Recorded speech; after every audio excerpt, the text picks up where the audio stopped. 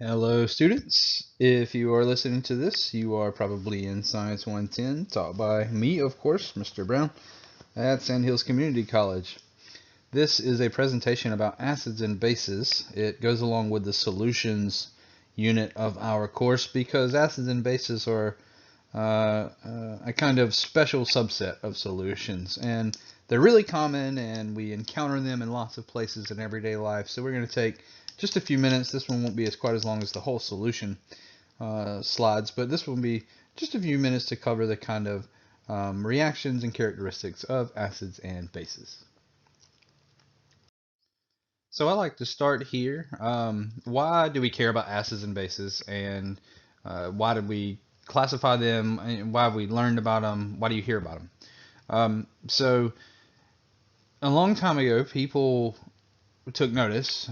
People who were doing chemistry, who had any reason to cook or farm or do any number of different activities, they took notice that there were some chemical solutions that shared some very common characteristics. We had this first group of solutions that all had this characteristic sour taste. They all of these that had this sour taste tended to change natural dyes known as litmus from blue to red, and they all reacted with metal elements to give some kind of like salt mineral and hydrogen gas. And then we had this whole other group of solutions, and they all shared some common characteristics as well. They all had a bitter taste. They all changed litmus, natural dyes, from red to blue. And they also had this characteristic reaction where they reacted with lipids, which are fats and oils from natural sources, usually animals or plants, the oils from the plants. You can react this group of compounds with them, and you would get soap and glycerin as well.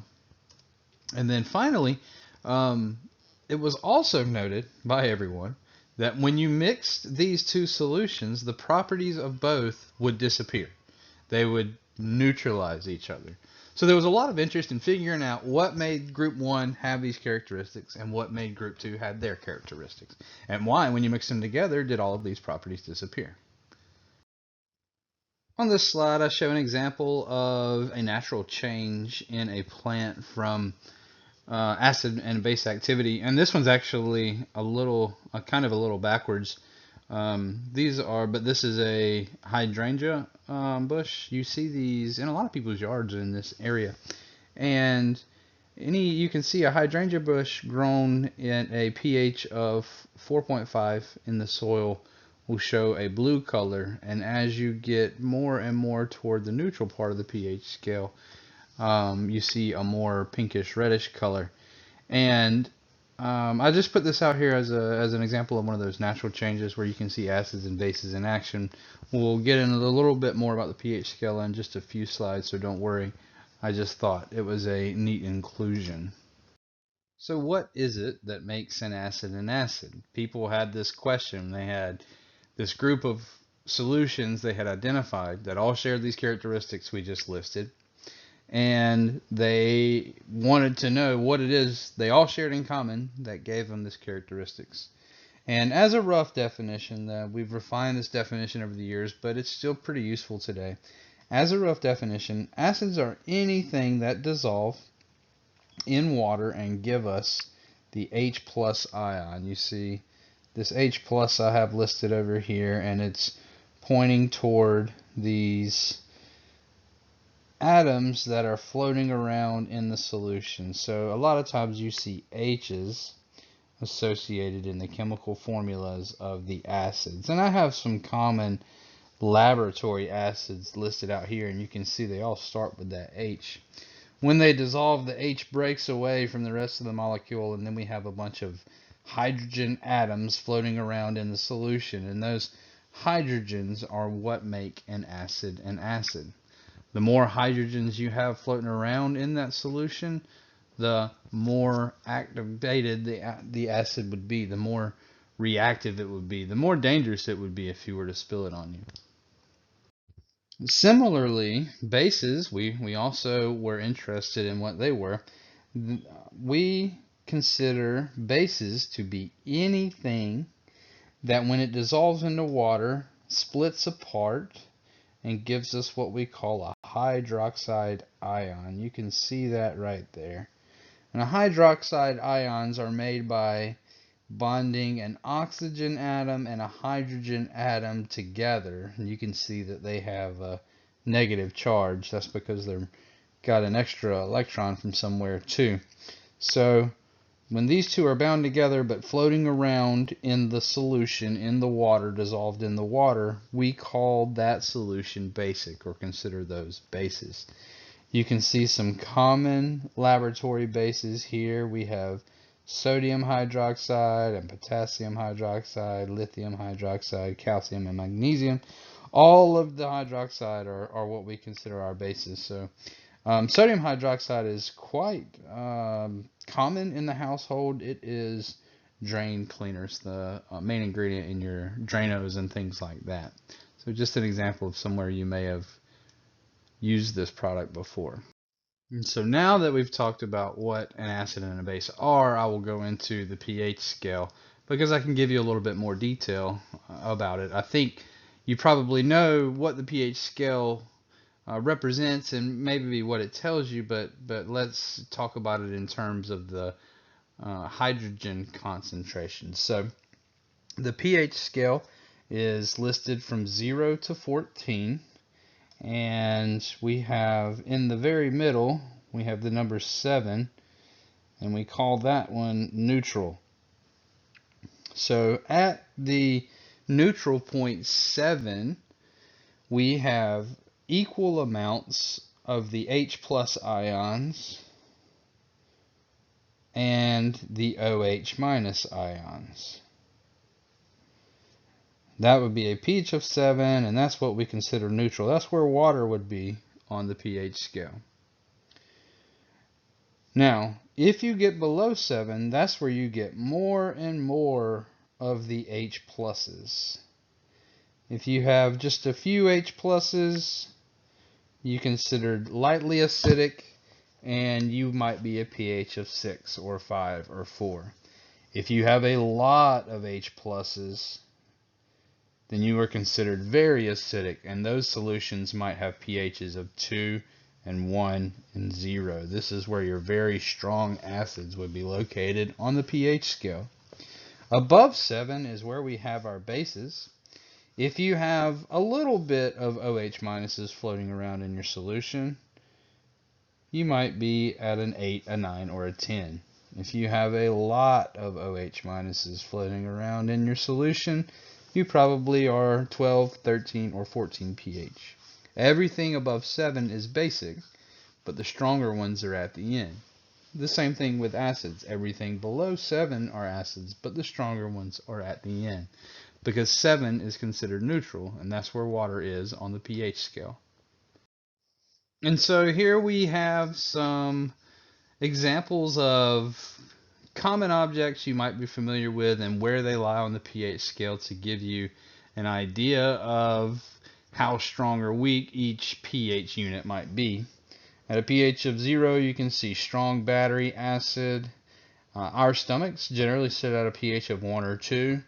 Lemon juice, getting closer to something we might consume, is a pH of 2. And then you can see wine and vinegar, or wine vinegar, sits at a pH of 3.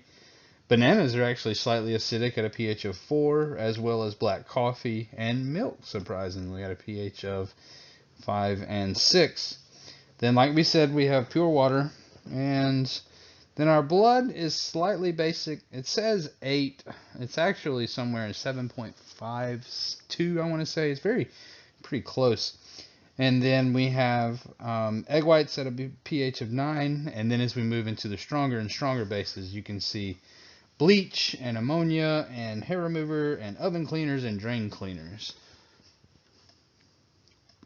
One of the last pieces of the puzzle is, why do these compounds tend to neutralize each other? And it's a pretty simple explanation. If you look at their common chemical formulas, their common chemical makeups. We've been talking about these H pluses and OH minuses and how that makes an acid and a base and a base. Well, it turns out when you mix these two, like we said earlier, pluses and minuses like to attract each other in science. So the positive hydrogen ion finds the negative hydroxide ion, and when you add HOH together, what you get is H2O. So we essentially just make water when we mix an acid and base together. You also make some kind of salt. In this particular example, it was actual table salt, sodium chloride. That's not always the case, but the two products of an acid and base reaction are water and salt. So they neutralize each other and get closer to a pH of 7. Alright, now I want to take a moment at the end of this presentation to talk about what may be one of my favorite hoaxes that I see kind of going around a bunch in nutrition and diet kind of circles and news. And that is the idea of the alkaline diet. Perhaps you've heard of it.